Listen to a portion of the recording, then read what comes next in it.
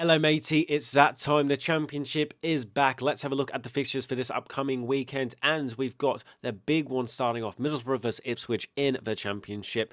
Honestly, this is going to be a very tough game. I don't know how either side's going to get over the line in this one here. Middlesbrough, they've only recently lost in the league, which was to Portsmouth, which nobody thought would happen. Rob Edwards has absolutely got this side cooking under Adi Vivash also. I said this at the start of the season. Top six, they're going to finish there. Nobody believed me. I didn't expect them to do that well, obviously. Second in the league, unbeaten until recently. And then Ipswich Town. Is Kieran McKenna actually in trouble of being sacked? I don't think he is. 3 wins, 4 draws, 1 loss in the league. I expected them to do a lot better, obviously, and they were 1-0 down to QPR, was it? In that game where it got called off? Blackburn Rovers, sorry. Blackburn Rovers were 1-0 up with 10 minutes to go. So they could actually have another loss to their name. So they actually could be 3 wins, 4 draws, 2 losses, and that's what it actually should be. I don't think he's in trouble. He's shown that he knows how to get out of this league. He's just struggling a little bit. It's only 8 games in, 9 games in. You can't really judge him too much off that. It's only a small sample size, but the team is looking pretty good. You know, 15 goals, 8 conceded in the league, which is one of the best defenses and one of the best attacks alongside Coventry. It's just in those games that they need to put the game to bed. They're actually not doing that. 4 draws this season,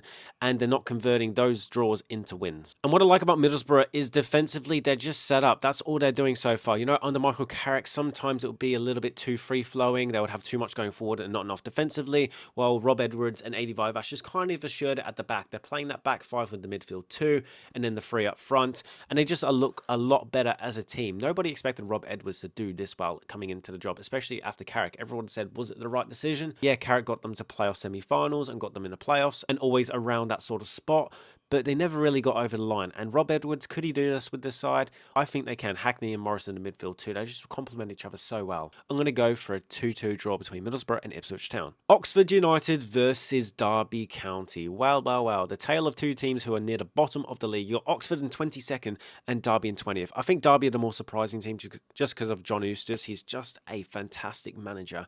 And he's not necessarily not getting the best out of the team. It's just those draws again in the season. I've said this 100 times. You'd rather win 3, draw 2, lose 4 compared to what they're doing so far. Drawing 5 games in the league is such an Achilles heel, and we saw this with West Brom the other season. They got too many draws, and then they ended up roughly about there in the league. It's just not good enough sometimes. You need to turn those draws into wins. And then Oxford, a lot of people said they would be relegated. I don't think they will. I think they'll still be okay. They've got a decent enough squad to do that, especially how open the championship is this season. I don't see them going down.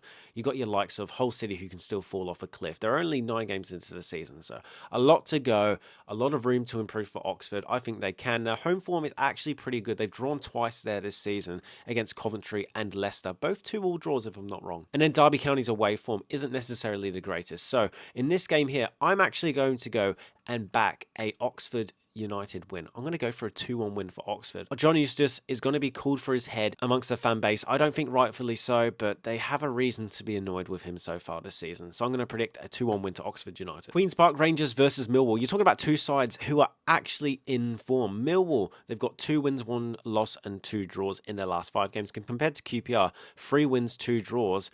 And that's after that demolition they had against Coventry City. I remember watching that game and I was like, QPR, they are absolutely trash, and their manager has assured it up so much. I mean, QPR, 13 goals, 14 conceded in the league compared to 9-2. I expect this one to be a really, really tight game. Millwall away from home, you know what they're going to do. They're going to time waste. They're going to try and make it as hard as they can for you to get those 3 points. And QPR, in the form they're in, I just don't see them losing. So I'm going to predict this one a 2-0 win to QPR. Oh, when the Saints go marching in against Swansea City. Southampton, what is going on with you this season? 2 wins, 5 draws, 2 losses. I mean, the loss-wise, it's not actually too bad compared to teams, you know, West Bromwich Albion and Millwall who have 3, compared to Swansea also 3.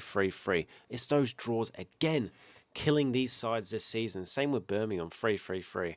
I mean, honestly, going forward, they're not actually too bad. And then defensively, they're actually pretty sound. Only 12 goals conceded so far this season. It's not the greatest. It's not the worst. It's probably about mid-table if you look at the goals conceded from everybody. But Southampton, with the team that they have, they should be doing a lot better. Adam Armstrong on the left wing. Why is he playing left wing? He's a striker. What is the manager doing there, honestly? I do like Fraser on the right-hand side, Wood in defence, McCarthy in goal. I like McCarthy. I think he's a really, really goalkeeper, especially at this level.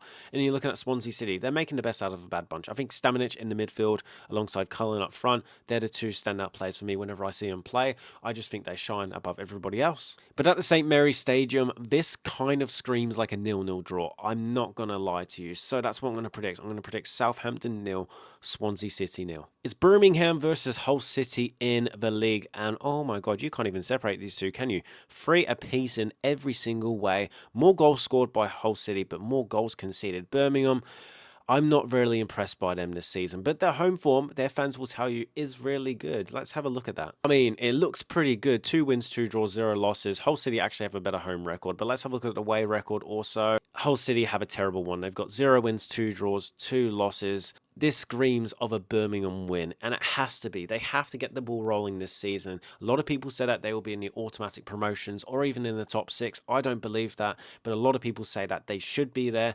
And, you know, they're only 3-4 points off. They're not too far off. They can still do it, obviously. It's only 9 games into the season. Let's see what happens. I'm going to predict a 2... Actually, no, I changed my mind. A 3-0 win to Birmingham City against Hull City in this game. This will be the easiest decision of my life. Charlton Athletic versus Sheff Wednesday. Charlton are in 13th. Sheff Wednesday are in 23rd. The only winners came against Portsmouth, a 2-0 win.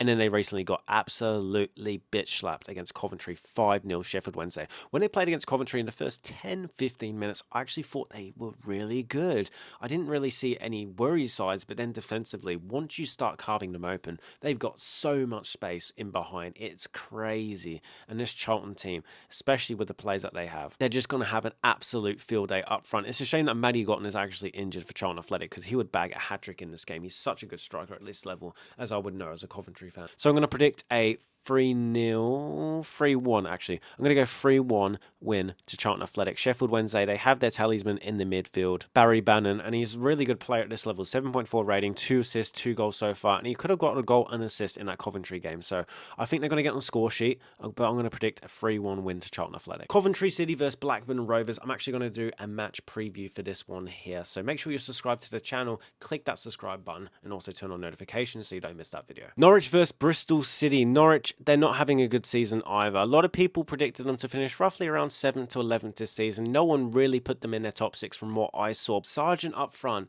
he's kind of wasted in this team. Their team's not bad, but it's not good enough to, you know, fight for that top 6 deck. And Bristol City, they actually haven't done too bad considering they got thumped 6-0 in the playoff semi-finals last year. They've actually bounced back really well. Their home form this season, Bristol City is 17th in the league. Norwich is 23rd. They haven't won a game. They've lost all 4 games at home, and then away from home, Bristol City are 3rd in the league. So you know what this screams? The stats will say a Bristol City win, but you know what? I feel like international break, Norwich are going to actually benefit from that. So I'm going to predict a 1-1 draw between these two teams here. If you would have told me this is what was going to happen at the start of the season, I would have absolutely laughed you off the pitch. Sheffield United versus Watford. Watford in 11th. Sheffield United in 24th. They've only won 1 game all season, and that was a 1-0 win against Oxford United.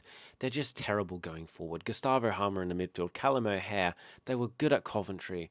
They're just lacking ambition. They're lacking confidence in that team. Chris Wilder's a good manager and doesn't have that. Ruben Sellers came into the team and just dismantled it, and then they brought him back anyways. I don't even know why they sacked him in the first place. He came 3rd in the league. What was it, 92, 93 points in the league? Unlucky to not actually make it out of the league, because any other season you would have got automatically promoted for that, but they just had Leeds and Burnley who were on another level in the league. And then they sacked him, and then they bring in this guy from Hull City who didn't actually do too well there, and then they just bring back Chris Wilder anyways. If I was Chris Wilder, I wouldn't have came into this shit show. I think Watford will win this game. I don't see Sheffield United getting out of this. I really don't. They've got injuries here like Tahith Chong, Jamie Shackleton, and then Andre Brooks. And then, of course, Watford have Irakunda on the wing. I think this is going to be a formality. I'm going to go for a Watford 2-0 win against Sheffield United. My. Stoke City versus Wrexham. Again, another thing where you told me at the start of the season that Stoke City would be 5th in the league and Wrexham 18th. I would have laughed you off the park. Wrexham haven't done necessarily too bad this season. 14 goals scored, 15 conceded, compared to Stoke City's 4-3-2, 11 goals scored, 6 conceded, which is the best in the league. I mean, Mark Robbins knows how to do this. He sets them up defensively and hits on the counter-attack, and they're being very lethal this season, actually. Their goals output isn't that high, so it just shows that they're taking their chances at the moment. I don't think it's sustainable. Obviously, they will drop off. I don't see them finishing in the top 6 this season. Not many people do. I see them kind of finishing around 13th, 14th in the league, and then Wrexham will kind of slowly go above them. So in this game here, I just think with the confidence that Stoke have at home, they're a really good side. They're really good defensively. Wrexham, they can score a lot of goals, so I'm going to predict a 1-1 draw in this game here. Stoke don't concede many. Wrexham score a lot. It just makes sense. A 1-1 draw. You've got the Baggies versus Preston North End. Let's look at the table. West Bromwich Albion are currently sitting in 7th spot compared to Preston North End in 4th. Preston, this season is just throwing so many curveballs out there, isn't it? I would have never expected to see Preston in there. 1 loss all season, 4 wins, 4 draws. And you talk about Coventry dominating the league, and of course we are technically with the goals scored, but look at that, only 3 points off. And Coventry are labelled the unstoppable team. Preston North End are doing really well this season also. Conceded the same amount of goals, 7 goals, only scored 11, so they're taking their chances again.